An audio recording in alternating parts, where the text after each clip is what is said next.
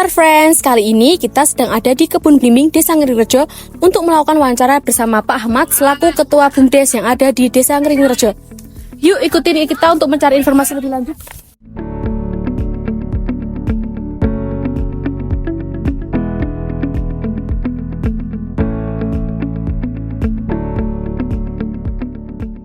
Halo Star Friends, kali ini kita sudah bersama dengan Pak Ahmad selaku Ketua BUMDes di sini. Selamat siang Pak. Selamat siang. Bagaimana kabarnya Pak? Alhamdulillah baik. Terkait dengan situasi kali ini kan sudah booming-boomingnya terkait geopark yang ada di Bojonegoro. Nah itu bagaimana bentuk sinergi konkret antara BUMDes dan lembaga eksternal maupun geopark dalam memperkuat posisi Kebun Blimbing sebagai biosat di sini? Ya, masalah geopark ya. Geopark ya alhamdulillah kita jadi biosetnya ya. Jadi biosetnya kita berperan di situ sebagai bioset karena kehadiran kami di Bojonegoro itu berawal dari konservasi alam. Jadi gerakan konservasi ini gerakan yang menyelamatkan pemisahan ya antara desa Ngringrejo dan Mojo karena ada abrasi atau erosi dari bantaran Bengawan Solo itu. Jadi ada satu gerakan konservasi dari tokoh masyarakat kami menghutankan area ini menjadi hutan blimbing dan produktif. Jadi geopark itu sebenarnya kan ruhnya geopark itu adalah konservasi dan edukasi. Jadi kita memperkuat dari awal munculnya kita itu dari konservasi, makanya konservasi ini nanti yang kita perkuat untuk menunjang kekuatan geopark biar kita menjadi salah satu bukti adanya konservasi ada di Bojonegoro ini, seperti itu Mbak. Jadi nanti karena kami bukan hutan asli ya, kita hutan produktif pohon blimbing dan tujuannya untuk menggerakkan perekonomian warga desa kami yang jelas pasti ada limbah anorganiknya seperti limbah plastik itu nanti menjadikan PR terbesar kita untuk mengelola limbah plastik itu. Kita sudah melangkah untuk pengelolaan limbah plastik itu menjadi paving block nanti sebagai penambahan infrastruktur kami yang ada di Kebun Blimbing ini. Untuk strategi jangka panjang yang dapat dilakukan untuk meningkatkan ekonomi berkelanjutan itu sendiri apa aja Kak? Jangka panjang, kalau secara geografisnya sini, perkebunan ini kan total luas itu kan 20,4 hektar. Total pohon itu 9.800 ya. Kita belum akumulasi secara update, ada yang sudah tua, ada yang permajaan, itu belum kita hitung total lagi. Jadi kalau secara perluasan ke depannya kita sudah tidak ada lahan, makanya kita mau upgrade untuk di SDM kami. Jadi mungkin nanti teman-teman itu kita bekali dengan bekal ilmu ke pariwisataan, ke masalah pertanian, sebagai nanti biar bisa mengedukasi sebagai pemandu wisata, edukasi mengenai pohon-pohon blimbing kami, potensi desa kami, biar pengunjung itu biar ini ada experience kalau setelah berkunjung dari tempat kami. Untuk posisi aktor ekonominya di BUMDes sendiri itu kan di tengah dinamika sekarang terkait pasar yang kompetitif itu bagaimana Pak? BUMDesnya sendiri aktornya? BUMDes sendiri kita yang saat ini usaha yang masih eksis, masih kuat itu ya di agrowisata ini kita pegang kelola di kepariwisataannya, dan kalau di sektor pangan kita memegang untuk pengairannya, pengairan sawah itu Mbak. Jadi kadang kita membantu untuk pengadaan bibit, pupuk seperti itu.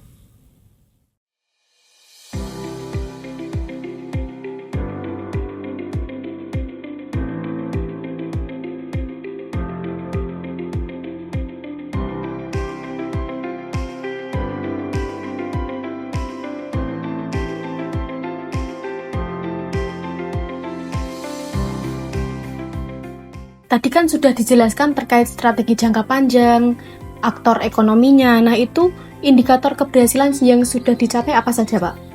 Di Desa Ngringrejo, di biosite-nya. Indikator keberhasilan ya. Kalau kita berbicara atau beracu ya, kita kapan itu berhasil dan barometer apa yang dianggap kita berhasil itu, kita adalah desa tertua ya, desa wisata tertua di Bojonegoro ini, dan kami mengelola kebun ini 20,4 hektar lebih dalam satu hamparan.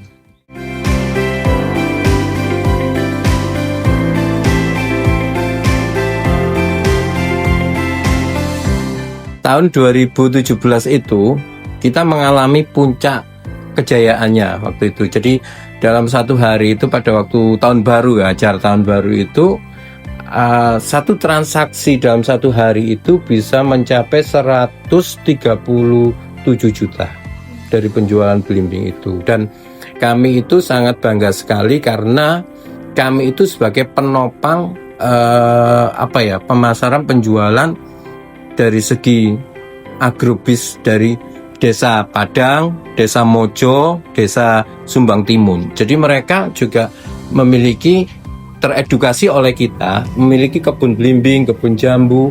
Hasil panennya dijual ke tempat kita semua. Jadi tempat inilah perputaran perekonomian dari beberapa desa.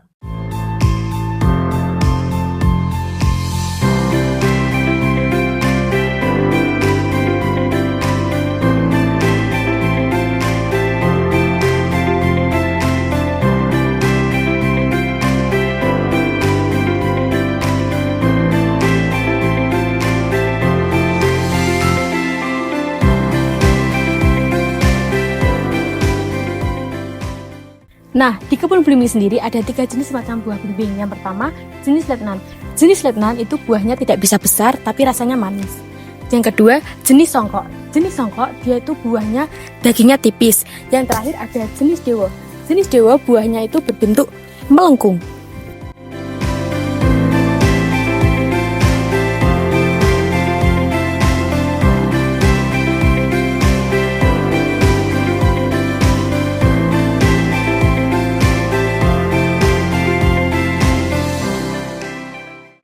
Di kebun belimbing terdapat salah satu tempat yang biasa digunakan untuk tempat wisata, edukasi, dan juga game.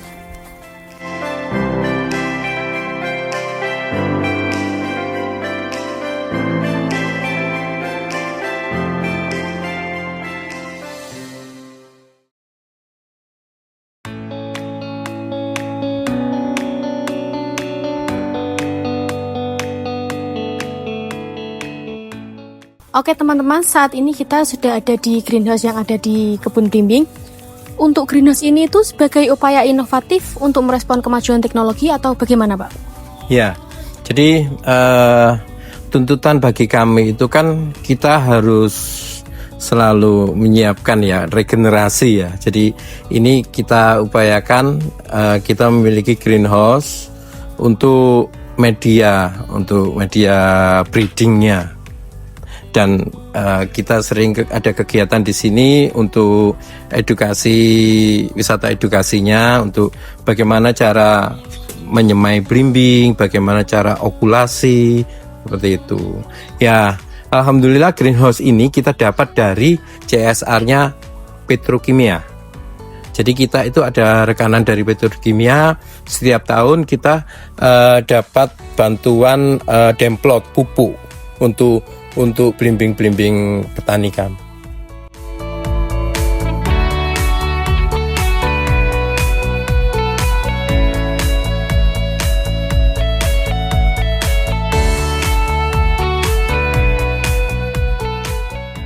Untuk tantangannya sendiri, Pak, untuk dari pengelolaan greenhouse ini, apa pengelolaan saja? Greenhouse, ya, greenhouse ini kan karena media buatan, berarti kita harus selalu maintain ya, baik dari kebersihan, perawatan, apalagi greenhouse ini berdiri di lingkungan perkebunan, jadi resiko angin itu patah pohon, ranting itu nanti yang beresiko di ini greenhouse kami, resiko sobek atau rusak seperti itu. Kalau tantangan dalam pengelolaan belimbingnya sendiri dan biosite di sini? Tantangan untuk pengelolaan, pengelolaan itu yang saat ini yang petani keluhkan ini cuaca. Cuaca ini kan tidak menentu, jadi cuaca itu pengaruhnya di jumlah buah. Jadi saat antara pergantian antara kemarau dan penghujan itu, jadi biasanya sering rontok bunganya, bijinya itu sering rontok. Ada peningkatan pembusukan juga ya, Pak? Peningkatan pembusukan itu biasanya kita tanggulangi kan dengan adanya perawatan untuk semprot. Kita sudah memakai organik ya, jadi penyemprotan hama sudah memakai organik, terus pelindungan pakai kita dibungkus seperti itu. Jadi kalau insya Allah kalau tingkat pembusukan sudah kita tertangani. Jadi yang masih belum bisa tertangani itu perbedaan pergantian musim itu, bukan karena alam. Iya. Untuk harapannya sendiri Pak terkait biosite kebun belimbing ini? Harapannya petani kami itu semakin sadar bagaimana keuntungan organik, kita beralih ke organik dari kimia ke organik. Jadi secara ekonomis kita lebih diuntungkan, secara produknya belimbing kami itu kan bisa dinikmati oleh di mancanegara, di luar negeri kan gitu. Dan kami berharap juga pengen dengan adanya penambahan ini, kita mau ternak lebah. Jadi nanti lebah itu fungsinya bisa kita panen madunya, dan kedua lebah itu juga sebagai predator lalat buah, penggantinya pestisida itu. Jadi kuncinya petani kita harus sadar dan cerdas dulu bagaimana untungnya memakai organik itu.